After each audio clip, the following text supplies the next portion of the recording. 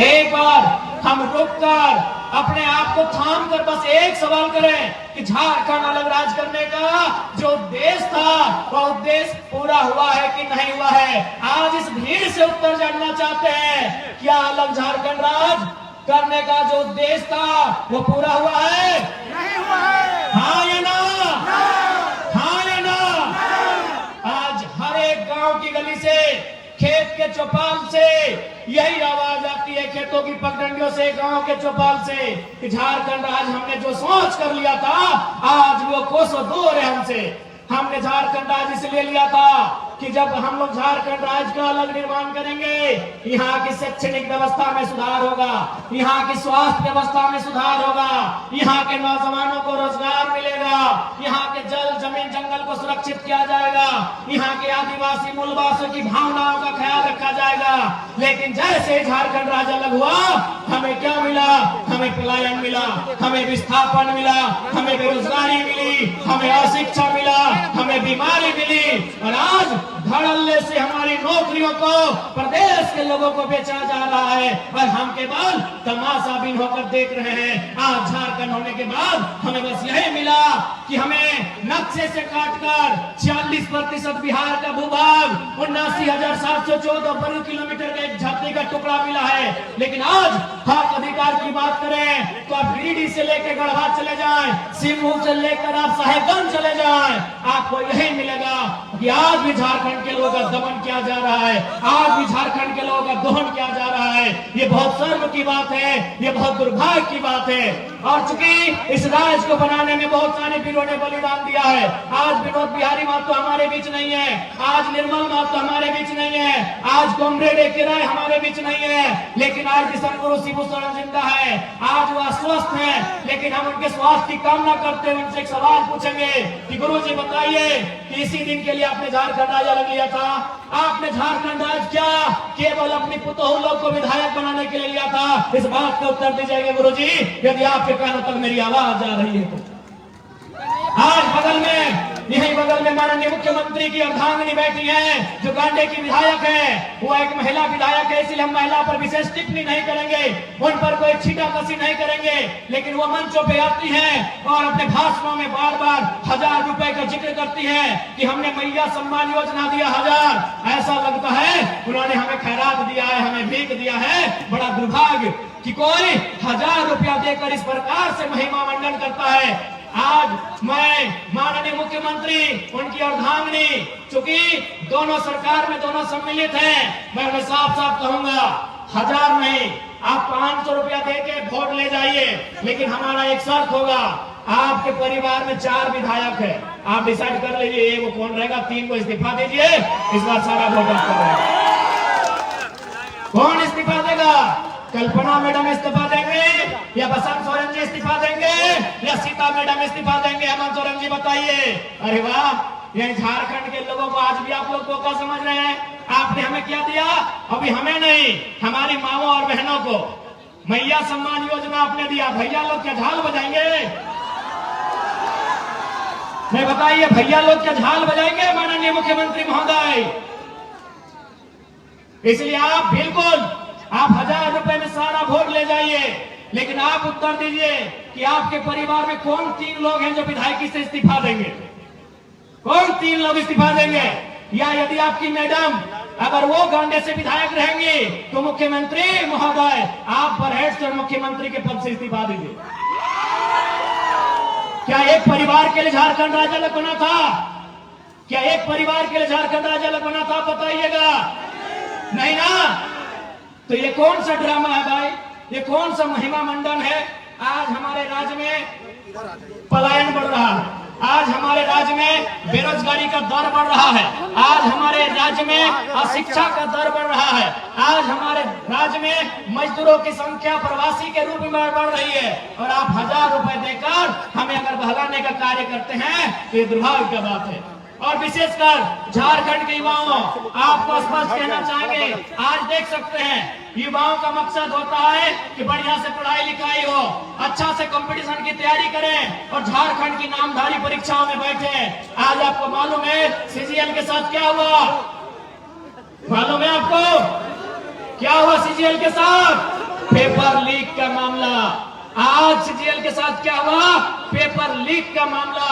आप सोच के देखिए, सीजीएल की परीक्षा जिसका इंतजार 2015-16 से किया जा रहा था कि नहीं? 2015-16 से सीजीएल की परीक्षा का इंतजार किया जा रहा था। आज 2024 में 28 जनवरी 2024 को सीजीएल की परीक्षा होती है, लेकिन 2 घंटे बाद पुनः पता चलता है कि पेपर लीक हो चुका है। पुनः री एग्जाम लिया जाता है। एग्जाम कब लिया जाता है? 21-22 सितंबर को लिया जाता है। पुनः री एग्जाम में भी पता चल रहा है कि पेपर लीक किया जा चुका है। ऐसे में आप तमाम केवल नौजवान पढ़ने वाले छात्र नहीं, अभिभावक, माताएं, हमारे तमाम अभिभावक, आपको भी गुस्सा आना चाहिए। आपको भी गुस्सा आना चाहिए कि आपने इन सरकारों को क्यों चुना था। आपको मुख्यमंत्री के साथ सुदीप सोनू से सवाल करना चाहिए कि आपको हमने सत्ता में क्यों बैठाया था? सीजीएल के पेपर लीक करने के लिए नहीं बैठाया था। आपको सवाल करना चाहिए।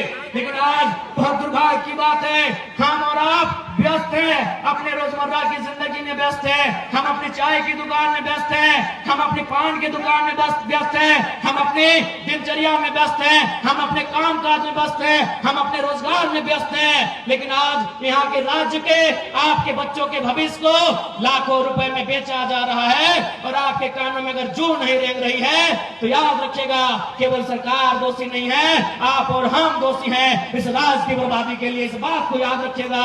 और यदि आप आज याद नहीं रखते हैं, आज यदि आप में राजनीतिक सुचिता का संचार नहीं होता है, यदि आज आप में राजनीतिक चेतना जागृत नहीं होती है, तो आने वाली पीढ़ी आपसे सवाल करेगी। आपकी आने वाली पीढ़ी आपसे सवाल करेगी कि आपने क्यों सवाल नहीं किया। जिन लोगों को आपने सत्ता दिया था उन लोगों से सवाल क्यों नहीं किया? कौन जिम्मेवार होगा? सीजीएल की परीक्षा में धांधली का जिम्मेवार कौन होगा? पारा टीचर की जो समस्या है उसका जिम्मेवार कौन होगा?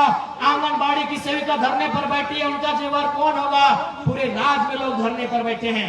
आज ये सवाल उठता है कि अगर पूरे राज्य में लोग धरने पर बैठे हैं तो इस राज्य में खुशहाल कौन लोग हैं? ये भी हमारे सोचने का सवाल है। और विशेषकर नौजवान साथियों, आपको बताना चाहेंगे, कभी भी आपका ध्यान उस ओर नहीं गया है। आपका ध्यान कभी उस ओर नहीं गया है।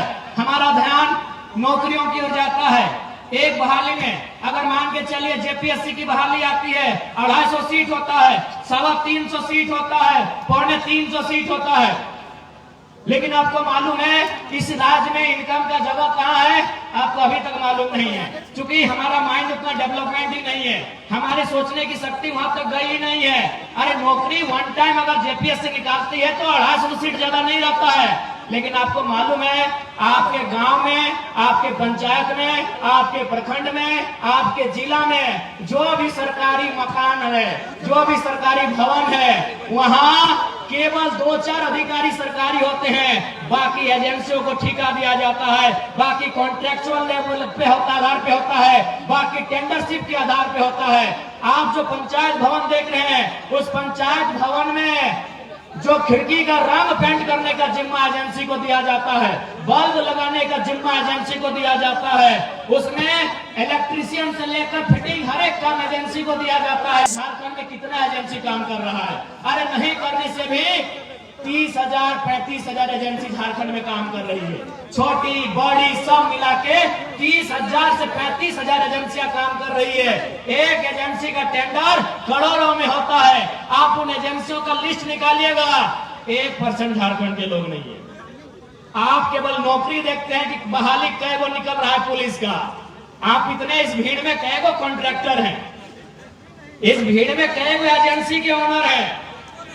आपकी जानकारी के लिए बता दें, आपके बगल में कोई सरकारी स्कूल होगा, हाई स्कूल होगा या +2 होगा, वहां का प्रिंसिपल सरकारी है, वहां का फिजिक्स का टीचर सरकारी है, वहां के केमिस्ट्री का टीचर सरकारी है। लेकिन आपको जानकारी होना चाहिए आईटी, टीटी और स्पोर्ट टीचर सरकारी नहीं है। आईटी का टीचर सरकारी नहीं है, टीटी का टीचर सरकारी नहीं है, स्पोर्ट टीचर सरकारी नहीं है। और आपको यह भी जानकारी होना चाहिए कि आईटी और टीटी का टीचर एग्जाम लिख के नहीं आते हैं, एजेंसी के थ्रू आते हैं। वो एजेंसी भी आपकी नहीं है, वो टीचर भी आपका नहीं है। आज तक झारखंड का ध्यान गया ही नहीं है। झारखंड के नौजवान नौकरी के, ठीक है नौकरी अच्छी बात है, हमारी भी पहली प्राथमिकता नौकरी होती है, लेकिन आप एजेंसी को भूल रहे हैं, आप टेंडरशिप को भूल रहे हैं, आप ठेकेदारी को भूल रहे हैं। अरे पैसा वहां है। वीडियो की तनख्वाह क्या है? वीडियो की तनख्वाह आज के डेट में क्या है? 50,000, 1 लाख है। चलिए 1 लाख मानते हैं, चलिए मान लेते हैं बढ़िया पदाधिकारी की तनख्वाह 1 लाख है, तो 12 महीना में 12 लाख, यानी 1 साल का 12 लाख। वो नौकरी कितना करेगा? 30 साल। कितना? 30 साल। 12 को 30 से गुना करिए, 3.6 करोड़। क्या कैलकुलेशन सही है? 3.6 यानी 3.6 करोड़। यानी एक वीडियो, एक बढ़िया रैंक का ऑफिसर अपने जीवन काल में कितना पैसा कमा रहा है? 3.6 करोड़। आपको जानकारी होना चाहिए, एक छोटा एजेंसी करोड़ों का बजट एक बार में, हमको लगता है एक बार जब वो लेती है करोड़ रुपए बचत कर लेती है। आज तक किसी लीडर ने आपको इस ओर लेके नहीं गए हैं, कोई लीडर नहीं, किसी को मतलब नहीं है। आप कहीं चले जाइए, आप अस्पताल में चले जाइए, स्वास्थ्य केंद्रों में, डॉक्टर सरकारी हो सकता है, डॉक्टर सरकारी हो सकता है, वॉचमैन सरकारी नहीं है, जो गार्ड है वो सरकारी नहीं है, जो सफाई कर्मी है वो सरकारी नहीं है। वो कहां से आते हैं? परीक्षा लिख के नहीं आते हैं, वो एजेंसी के माध्यम से आते हैं, ठेकेदारी के माध्यम से आते हैं, कॉन्ट्रैक्ट बेसिस पे आते हैं। अरे वहां आपका ध्यान गया ही नहीं है। इसलिए आज लोग मुझसे क्यों चिढ़ते हैं मालूम है? क्यों ये लोग इनके रातों के सपनों में हम आते हैं? क्योंकि ये बोलते हैं घरों में कि ये लड़का लीडर नहीं, टीचर ज्यादा है, ये पढ़ाता है, ये अपनी सभाओं में भाषण कम पढ़ाता है, लेक्चर और क्लास ज्यादा लेता है। नहीं बताइए किस लीडर ने आपको बताया है? किसने आपको बताया है? झारखंड में, ये तो आपके इधर की बात मैं कर रहा हूं। चलिए कोलियरी की चक्कर लगाइए, जहां कोयला कोड़ा जाता है, वहां की कंपनियों का नाम है संजय उद्योग, खेमका, आनंदिता, त्रिवेणी, मैंने ऐसे लगभग सैकड़ों कंपनियां हैं जो कोयला कोड़ने का काम करती है। वो कहां की है? हैदराबाद की है, इलाहाबाद की है, पटना की है, कलकत्ता की है, गुजरात की है, महाराष्ट्र की है, चेन्नई की है। आपके गिरिडीह और रांची की एक भी नहीं। इसलिए यदि हम लोग सरकार में आते हैं तो सरकारी नौकरी तो छोड़िए, एजेंसियों में भी 75% झारखंड के लोगों को प्रमोट करेंगे, झारखंड के लोगों को 75% प्रमोट करेंगे। और आपको मालूम है सरकार क्या चीज है, आपको मालूम है। उसके बाद चूंकि ये लोग ये तर्क देते हैं कि भारत के संविधान में कहीं इस बात का जिक्र नहीं है कि हम किसी को जाति के आधार पे, धर्म के आधार पे उनको नौकरियों में आने से रोके। सही बात है, भारत के संविधान आर्टिकल 15 और 16 को पढ़िएगा, उस आर्टिकल में कहीं इस बात का जिक्र नहीं है। वहाँ क्या लिखा है कि हम किसी को धर्म, जाति, लिंग, मूल स्थान, जन्म स्थान इत्यादि के आधार पर भेदभाव नहीं कर सकते हैं। लेकिन ध्यान रखिएगा, वहाँ भाषा का जिक्र कहीं नहीं, हम भाषा के आधार पर रुकेंगे। भारत के संविधान में आर्टिकल 15-16 को पढ़िएगा, आपके हाथ में गूगल है, वहाँ जाति का जिक्र है, धर्म का जिक्र है, लिंग का जिक्र है, जन्म स्थान का जिक्र है, भाषा का जिक्र नहीं है। हम भाषा के आधार पर रोकेंगे। गिरिडीह में परीक्षा गिरिडीह की भाषा के आधार पर। अब सवाल है कि कैसे भाषा के आधार पर परीक्षा लेने से कैसे रुकेंगे? भाषा के आधार पर यदि हम परीक्षा लेंगे तो कैसे रुकेंगे? उदाहरण के लिए मान के चलिए हमने हिंदी में कोई पेपर लिखा और उस पेपर में सवाल आया एक मुहावरा, आंख का तारा, इसका मतलब क्या होता है? आग बबूला होना, इसका मतलब क्या होता है? कमर कसना, इसका मतलब क्या होता है? तो आपके साथ साथ आधा भारत के लोग इसका उत्तर जानते हैं कि आंख का तारा मतलब होता है बहुत प्यारा, कमर कसना का मतलब होता है तैयार होना, आग बबूला का मतलब होता है गुस्सा होना, क्रोधित होना। आधा भारत इसका उत्तर जानता है। लेकिन इसी सवाल को अगर हम अपनी भाषा में, झारखंड की क्षेत्रीय भाषा में पूछेंगे कि पकड़ करे हाथ, करे करे झांक, की लगे बुझा, कि पकड़ करे हाथ, करे करे झांक, एक माने की लगे बुझाओ, के बुझता है? कि हाथ से छूटल माछ और बांधे गड़ल कांच घूर घूर ना पावाय। क्या बुझता है? यानी अगर गवर्नमेंट के पास दिमाग हो तो वे फॉर्म भी ले लेंगे और वे रुक भी जाएंगे, लेकिन ना इनके पास दिमाग है और ना दिल है, इसीलिए पत्थर दिल होके झारखंड की नौकरियों को बेच रहे हैं। अब आप कहेंगे कि क्या भाषा के आधार पर रोक सकते हैं कि नहीं, तो आप जाइए ओडिशा की वेबसाइट को चेक कीजिए जिससे नियोजन का नोटिफिकेशन निकलता है। आप पश्चिम बंगाल की वेबसाइट को चेक कीजिए जहां से नियोजन का नोटिफिकेशन निकलता है। आप तमिलनाडु के वेबसाइट को चेक कीजिए, आंध्र प्रदेश के वेबसाइट को चेक कीजिए जहां से नियोजन का नोटिफिकेशन आता है। वहां साफ साफ लिखा है ओडिया भाषा का जानकारी है तो भरिए, नहीं तो घरे घिटरे रहिए। लेकिन झारखंड क्या है? झारखंड बाबा जी का ढाबा है, जिसको मन है जिधर से मन है आइए खाइए और जाइए। इसलिए आज जो लोग सत्ता में बैठे हैं उन्होंने अपनी राजनीतिक सुचिता का अंत कर लिया है, उन्होंने अपनी राजनीतिक दूरदर्शिता का अंत कर लिया है, उन्होंने अपनी राजनीतिक नैतिकता का अंत कर लिया है। और नहीं तो आज बार बार परीक्षा लीक नहीं होता, बार बार छात्र सड़कों पे नहीं आते। आज हमारे नौजवान ऐसा लग रहा है बिरसा मुंडा के राज्य में, शायद निर्मल महतो के राज्य में हक नहीं, अधिकार नहीं, सरकार से अपना भीख मांग रहे हैं, ऐसा प्रतीत हो रहा है। इसलिए आज तमाम नौजवान, चूंकि नौजवानों को गुस्सा बहुत आता है, लेकिन मुझे दुर्भाग्य है कि आपका गुस्सा अभी क्यों नहीं आ रहा है, आपका गुस्सा सही जगह पे क्यों नहीं आता है। अरे आपका गुस्सा जो ताड़ी गोदाम में आता है, जो माड़ी गोदाम में आता है, जो जुआ खेलते हैं, जो टास की भट्टी में आता है, वह गुस्सा सरकार के सामने क्यों नहीं आता है, ये मेरा आपसे सवाल है। क्यों नहीं आता है आपको गुस्सा इन विधायकों से? क्यों नहीं आता है आपको क्रोध इन सांसदों से जो आपके बच्चों के भविष्य को सौदा कर रहे हैं, उनके सपनों का खंजर भोंक रहे हैं? क्यों नहीं आपको गुस्सा आ रहा है? इसलिए आज तमाम गिरिडीह के वासी और मीडिया के माध्यम से पूरे राज्यवासियों को कहेंगे कि आज आपके पास समय है, आज आपके पास समय है। एक लड़का पारसनाथ के जंगलों से निकलकर आपको पुकार दे रहा है, इस पुकार का अनसुना मत कीजिएगा, नहीं तो 10 साल बाद जो लड़के हमारे भाई लोग आएंगे वो फेसबुक और इंस्टाग्राम से बाहर नहीं आ पाएंगे।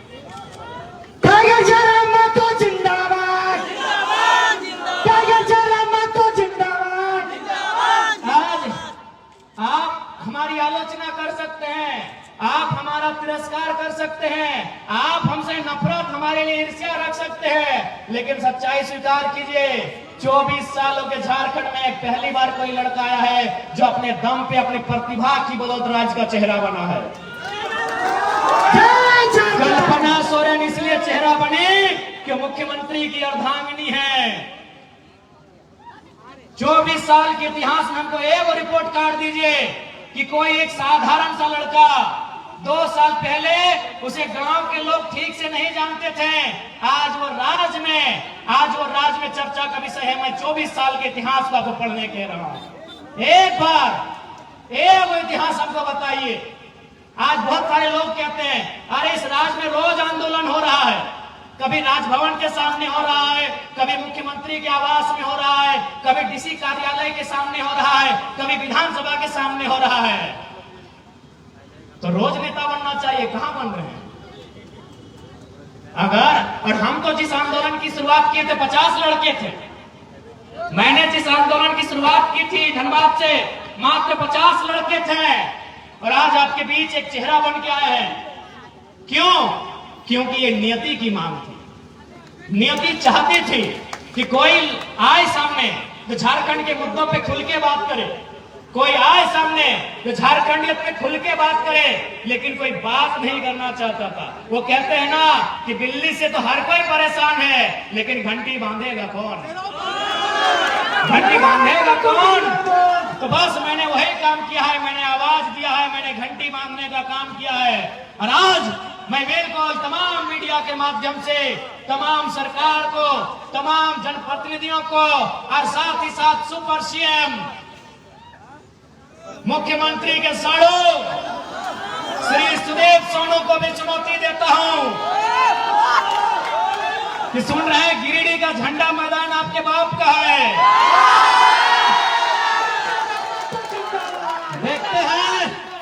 देखते हैं सोनू जी, वो भी झंडा मैदान कब तक आपके बाप का रहता है। बड़ा दुर्भाग्य, एक लोकतांत्रिक देश में हम लोग 2 साल से झंडा मैदान में सभा करने की बात कर रहे हैं। पता नहीं जिला प्रशासन भी मौन क्यों हो जाती है, जिला प्रशासन भी अंतिम समय निर्णय क्यों बदल देती है। तो ये ठीक है सोनू जी, अभी समय आपका है, लेकिन याद रखिएगा कि आप जो घमंड कर रहे हैं अपने पद का और मुख्यमंत्री से आपके परिचय का, ये ज्यादा दिन नहीं टिकेगा।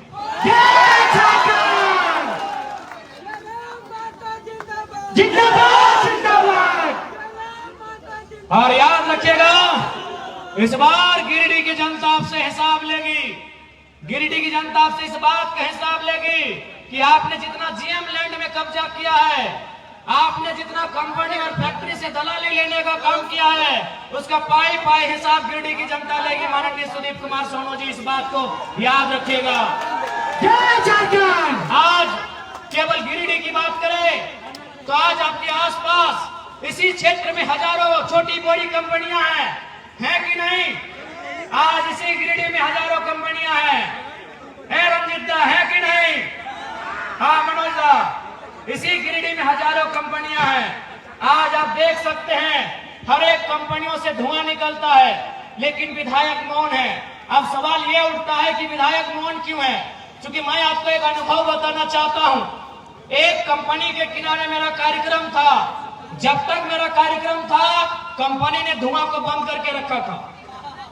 यानी केवल मेरे कार्यक्रम से अगर धुआं बंद हो सकता है, तो विधायक चाहेंगे तो क्या क्या बंद हो सकता है, आप सोच के देखिए।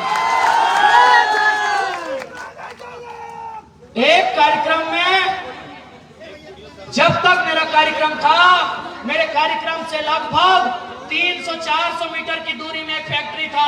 उस फैक्ट्री में धुआं उड़ता है, लेकिन जब तक कार्यक्रम था वो धुआं बंद था। क्यों बंद था? मैं कंपनी के ओनर ने कहा था कि जब तक टाइगर जयराम महतो मीटिंग करके चले ना जाए, धुआं मत खोलना। आप समझ सकते हैं, एक लड़का जो ना विधायक है ना सांसद है, अगर उससे इतना खौफ बन सकता है, तो जो लोग संवैधानिक पदों में हैं, उनसे कितना खौफ बनेगा, आप अंदाजा लगा लीजिए। अब सवाल है, क्यों नहीं चाहते हैं? ये क्यों नहीं चाहते हैं? नहीं, ये इसलिए नहीं चाहते हैं क्योंकि इन्हें वो कंपनियां चंदा देती है। ऐसा नहीं है कि जरा महतो को उन्होंने चंदा का प्रलोभन नहीं दिया। कभी उन्होंने स्कॉर्पियो तो कभी फॉर्च्यूनर जैसी गाड़ियों को ऑफर रखा है, लेकिन हमने एक ही लाइन कहा है कि मैं उस मिट्टी से आता हूं जिस मिट्टी में शहीद निर्मल महतो ने बलिदान देकर झारखंड राज लिया था। आप ये सौदेबाजी उनसे कीजिएगा जो लोग बिकना जानते हैं। हम झारखंड की राजनीति में टिकने आए हैं, और अगर हम टिक गए तो बेईमानों का बहुत बेहतरी से सफाया होगा। बिल्कुल बहुत बेहतरी से सफाया होगा। और मैं आपको कहना चाहूंगा, बहुत सारे लोग आपको कहेंगे कि ये लड़का नौजवान है, कभी कभी एग्रेसिव भाषण देता है, आक्रामक बातें करता है, मारने पीटने की बातें करता है। ठीक है भैया, ये मेरा व्यवहार में है तो है। मैं कोई छुपा के अपना मेरा कैरेक्टर नहीं है जैसा सुदीप सोनू का है। मेरा कोई कैरेक्टर छुपा के नहीं है। मैं जैसा हूं आपके सामने हूं। मुझे टी शर्ट पहन के मंच में आना पसंद है, मैं आता हूं। मुझे खाली पांव पसंद है, मैं खाली पांव आया हूं। मैं कोई दिखावटी नहीं हूं, मैं जो हूं। लेकिन हाँ, इतना कह देंगे, मैंने 2 साल झारखंड को देखा, बहुत करीब से देखा। लगभग नहीं करने तो 20 करोड़ मुआवजा हम लोग लड़के दिलाए। 20 करोड़ रुपया हम लोग मजदूरों को लड़के दिलाए। कहीं कहीं नहीं भी दिला पाए, ये भी सही है, लेकिन 20 करोड़ और लगभग 1500 नियोजन हम लोग लड़के दिलाए। उस लड़ने के क्रम में झारखंड को मैंने बड़े करीब से देखा कि झारखंड में नियम से बात करने से ये राज नहीं चलेगा। इस देश में गांधी का भी आदर है, इस देश में भगत सिंह का भी आदर है, और मुझे लगता है झारखंड में भगत सिंह का चरित्र होना चाहिए। मैं आपको एक ताजा घटना बता रहा हूं। आपने मेरा वीडियो देखा होगा बागबारा में, शायद पहली दृष्टि में आपको भी बुरा लगा होगा कि लड़का क्या बोल रहा है, बदला लेंगे, खून बहेगा, लहू बहेगा।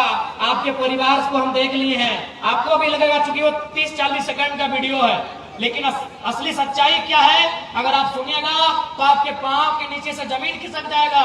दरअसल बागबारा के उस कोलियरी में 133 मजदूर काम करते हैं। अच्छा एक बात बताइए, अगर कोई कहीं काम करता है तो उसके काम का कोई प्रमाण होता है कि नहीं? चूंकि वो कोलियरी में काम करते हैं यानी बीसीसीएल के अधीन काम करते हैं, लेकिन चूंकि बीसीसीएल ने टेंडर दे दिया है तो टेंडर दे दिया है तो टेंडर वाली कंपनी का जिम्मा होना चाहिए।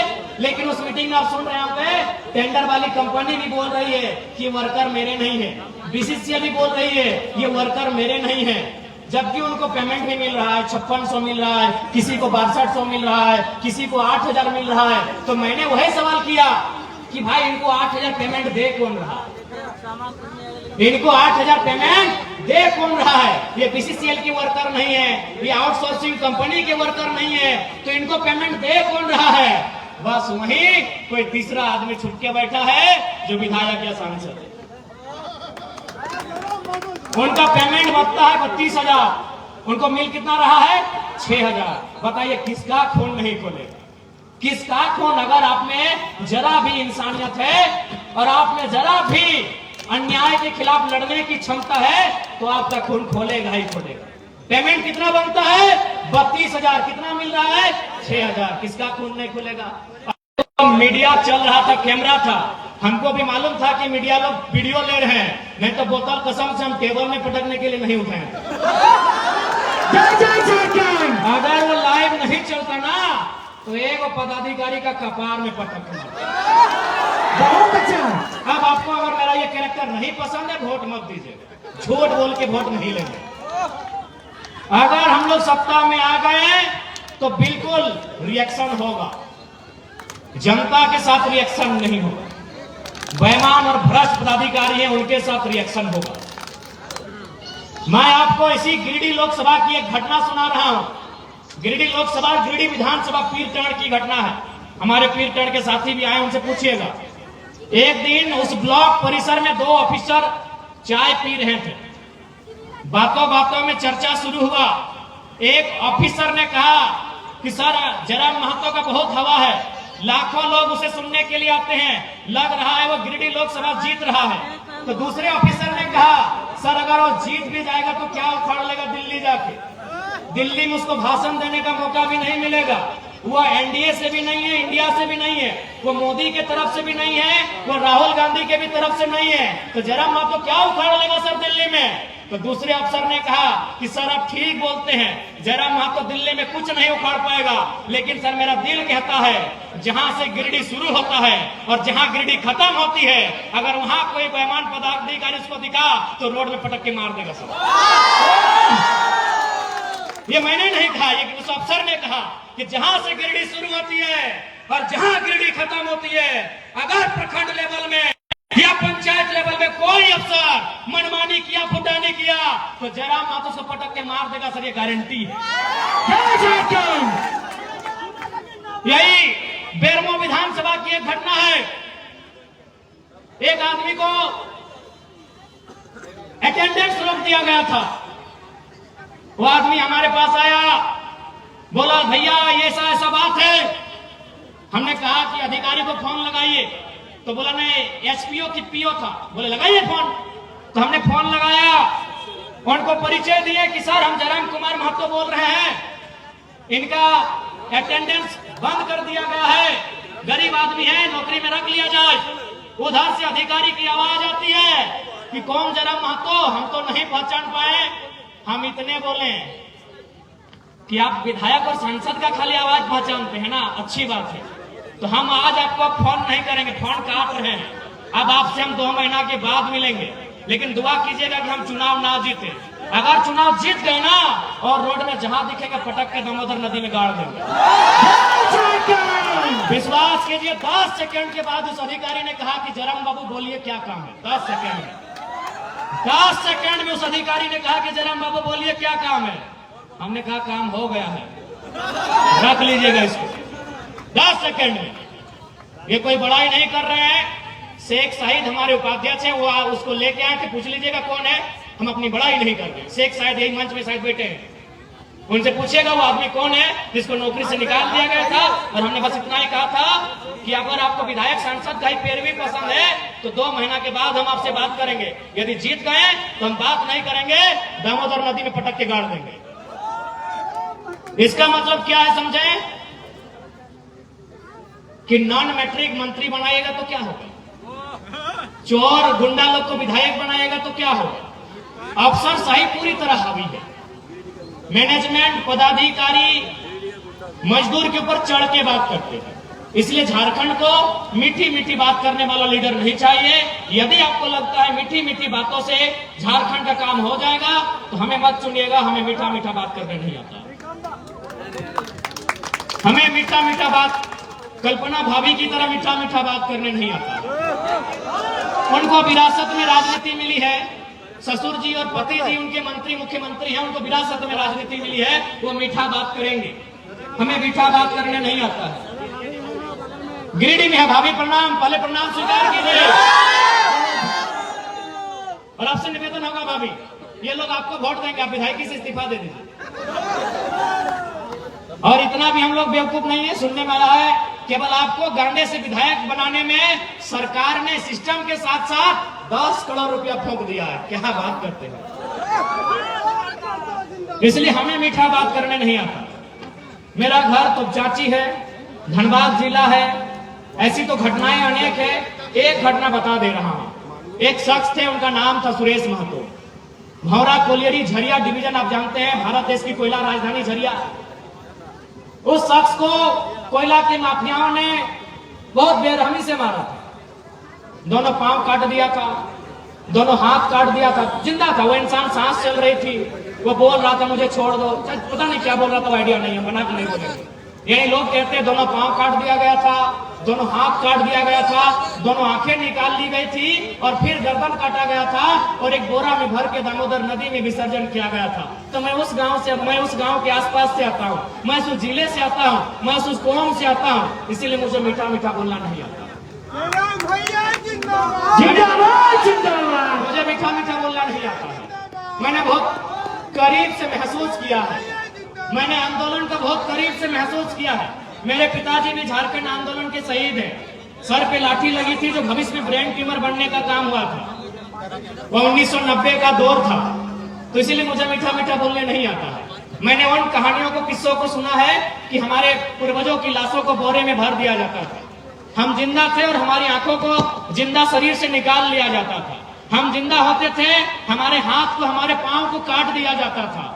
उसके बाद हमें तड़पाने के बाद हमारी गर्दन को काटा जाता था। इसीलिए मुझे मीठा मीठा बोलना नहीं आता है। वोट देना आपका अधिकार है, देना है या नहीं देना है आपको डिसाइड करना है। लेकिन झूठ बोल के हम वोट नहीं लेंगे। हमें मीठा मीठा बोलना नहीं आता है। मैंने सुरेश महतो, शक्तिनाथ महतो, मणिनाथ मंडल, नेपाल रवानी, रसी घासदा, सुदन महतो जैसे अनगिनत किस्सों को मैंने सुना है जिनको बेरहमी से मारा गया है। मैं उसी कोयलांचल से आता हूँ। मुझे मीठा मीठा बोलना नहीं आता है। आपको पसंद लगे, मेरे विचार सशक्त लगे, मुझ में विजन दिखे, मुझ में लगे कि एक लीडर की काबिलियत है, वोट करना, नहीं लगे मत करना।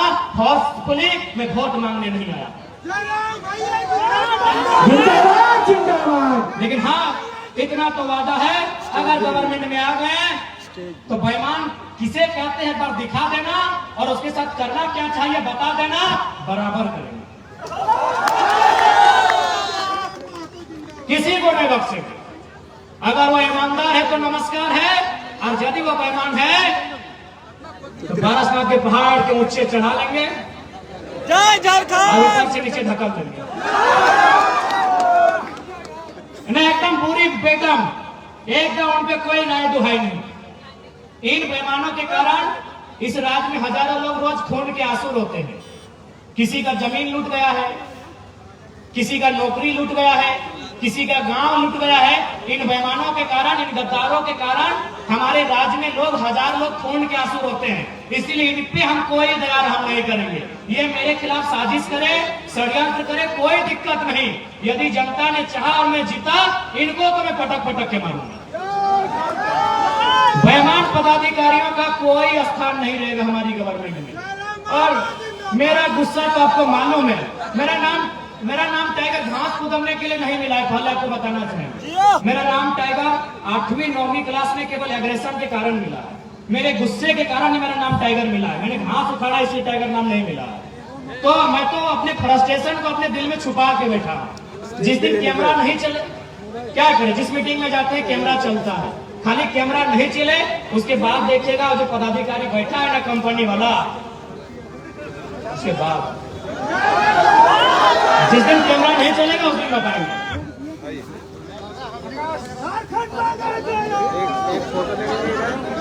भैया जिंदाबाद। इसलिए आज तमाम जनता जनार्दन से यही कहेंगे कि एक बार युवाओं को मौका दीजिए। आपने भारतीय जनता पार्टी नाम की बाहरी जनता पार्टी को भी देखा, आपने झारखंड मुक्ति मोर्चा के नाम पर वर्तमान में मोड़ी मोर्चा पार्टी को भी देखा। एक बार आपसे अवसर मांगने आए हैं, एक बार, और वो सरकार जनता की होगी, वो सरकार युवाओं की होगी, और उस सरकार में ऑन दी स्पॉट फैसला होगा। यदि जरूरत पड़ा तो सामने वाला कोई क्यों ना रहे, हम लोग आंख से आंख मिला के टकराएंगे, हम लोग नजर चुराने का काम नहीं करेंगे। और एक बात आप जान लें, आज ये लोग जो कहते हैं कि खजाना में पैसा नहीं है, झूठ बोलते हैं, पूरा झूठ बोलते हैं। खजाना में पैसा नहीं है, झारखंड में यदि पैसा नहीं है तो कहीं पैसा नहीं है। हम चूंकि रात्रि हो गई है, एक छोटा सा उदाहरण देके आपको बताना चाहेंगे कि पैसा किस प्रकार इस राज्य में लूटा जाता है।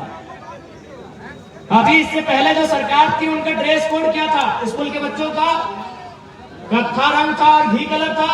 अच्छा ईमानदारी से बोलिए, यहाँ कितने भाई हैं जो घी कलर का पैंट पहन के आए हैं? इसका मतलब है कि घी कलर या फिर कत्था कलर वो मार्केट में प्रचलन में नहीं है। वो रंग क्या है, मार्केट में प्रचलन में नहीं है। अच्छा अभी वर्तमान सरकार में स्कूल का ड्रेस का रंग क्या है? ग्रीन है। बताइए कितने भाई हरा रंग का जींस पहन के आए हैं? नहीं आए हैं। अब समझिएगा, इस विषय को समझिएगा। वास्तव में क्या है प्रचलन में? कौन सा रंग है? ब्लैक। कौन सा रंग प्रचलन में है? White, blue, brown. ये रंग प्रचलन में है। यानी ये कपड़ा साहू जी के दुकान में भी मिलेगा, अंसारी जी के दुकान में भी मिलेगा, यादव जी और चौरसिया जी और पांडे जी के दुकान में भी ये रंग का कपड़ा मिल जाएगा। लेकिन ये जो हरा रंग का कपड़ा है ये किसकी दुकान में मिलेगा? ये किसी की दुकान में नहीं मिलेगा। जब सरकार इस नियम को लागू करती है कि आज की तिथि से स्कूल का ड्रेस चेंज होगा, उससे 6 महीना पहले वो तैयारी करती है। क्या तैयारी करती है? वह किसी मैन्युफैक्चरिंग कंपनी उसके ओनर को टेंडर जिम्मा देती है कि आपको 6 महीना 9 महीना का समय दिए, आप एक ऐसा कलर का डिजाइन कीजिए जो मार्केट में अवेलेबल नहीं है। तो उन्होंने देखा कि ब्लू मिलता है, काला मिलता है, नीला मिलता है, ब्राउन मिलता है, हरा नहीं मिलता है। उन्होंने कहा कि हम लोग हरा रंग का ड्रेस बना रहे हैं, 6 महीना से 9 महीना लगेगा बनने में। आपका जो अगला कैबिनेट का बैठक होगा उसमें जो आप प्रस्ताव पारित करेंगे, स्कूल में बच्चों का ड्रेस हरा कीजिएगा। अब समझ के देखिए, यदि झारखंड में कितने स्टूडेंट हैं अनुमान? 50 लाख से कम नहीं होंगे। ठीक से देखिए, मान के चलते हैं 50 लाख, 70 लाख स्टूडेंट है झारखंड में। अगर एक स्टूडेंट अपने ड्रेस में 1000 रुपए खर्च करता है तो 70 लाख में 3 जीरो ऐड कीजिए, 70 लाख 70 करोड़ 7 अरब। गलती है क्या? थोड़ा कैलकुलेशन बताइएगा। 70 लाख में 3 जीरो, एक जीरो डालेंगे तो हो जाएगा 7 करोड़, दूसरा जीरो डालेंगे तो हो जाएगा 70 करोड़, और तीसरा जीरो डालते हो जाएगा 7 अरब, यानी 7 अरब। चूंकि वो बच्चा सरकार 5 साल तक रहेगी, यानी एक ड्रेस में उसका टाइम पार नहीं होगा। यानी मान के चलिए वो 5 बार 4 बार ड्रेस को बदलता है तो 7 चौक 28, यानी 28 अरब।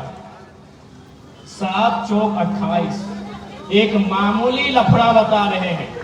28 अरब, 28 अरब में मान के चलिए लीगल अगर लागत लगा है 8 अरब, बाकी 20 अरब बंदर बांट होता है।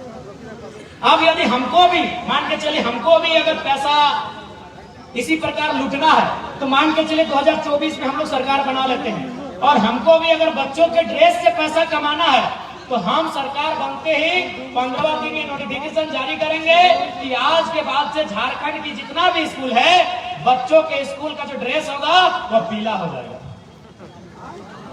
पीला फुल पैंट कौन पहनता है भैया? 2029 में गुलाबी हो जाएगा। गुलाबी फुल पैंट कौन पहनता है भैया? एक लड़का जो पढ़ा लिखा है, इसीलिए आपको मामूली बात समझा रहा है। घोटाला इसी प्रकार से होता है। जो पैसा आपके गांव में पानी के लिए आना चाहिए था, बिजली के लिए आना चाहिए था, सड़क नली गली के लिए आना चाहिए था, जो पैसा आपके बच्चों की शिक्षा पे खर्च करना चाहिए था, जो पैसा आपके बच्चों के स्वास्थ्य पे खर्च करना चाहिए था, वो पैसा ये लोग बंदर बांट में खर्च करते हैं। और एक उदाहरण देते हैं, क्योंकि आपने स्टेज में, मैं तो स्कॉर्पियो से भाषण देता हूं, आज आपने स्टेज दिया है, उसी स्टेज से उदाहरण देते हैं। गांव भर में एक चबूतरा बनता है, एकदम सेम ऐसा ही चबूतरा, ये मान लीजिए चबूतरा आपको याद आ रहा है? थोड़ा दिमाग लगाइए, आपके गांव के किसी कोने में, किसी मंदिर के सामने, किसी जंगल में, किसी फुटबॉल मैदान में एक चबूतरा होगा। चबूतरे का लागत क्या होगा, याद आ रहा है? 2.5 लाख 3 लाख। याद कीजिए, आपके दिमाग में अगर आपके गांव में कोई चबूतरा आ रहा है, 2.5 लाख, 2.25 लाख, 2.25 लाख, 3 लाख उस चबूतरा का दाम होगा। आप याद कीजिए, आपके गांव में जो प्रधानमंत्री आवास आता है उसका लागत क्या है? हमारे उधर 1.25 लाख है। आप यहाँ समझदार लोग हैं, आप यहाँ समझदार लोग, आप लोग बैठे हैं, ईमानदारी से बताइए कि प्रधानमंत्री आवास बनने में ज्यादा खर्च लगेगा कि चबूतरा बनने में? क्या भाई, जरा बताइए, आवाज दीजिए। अरे नहीं वोट दीजिए, लेकिन आवाज तो दीजिए ना। प्रधानमंत्री आवास में गोड़ी क्या बोलते हैं आप लोग? एक नीचे गोड़ी में पहले फिर लिंटन, फिर ढलाई, फिर पलस्तरा, फिर पेंटिंग, तो खर्चा कहाँ? आवास में। आवास कितना में बन रहा है? 1.25 लाख से 1.5 लाख में, और चबूतरा में कुछ नहीं है, 2.5 लाख 3 लाख। क्योंकि आवास आदमी का बनता है और चबूतरा नेता और अधिकारी का कमीशन होता है।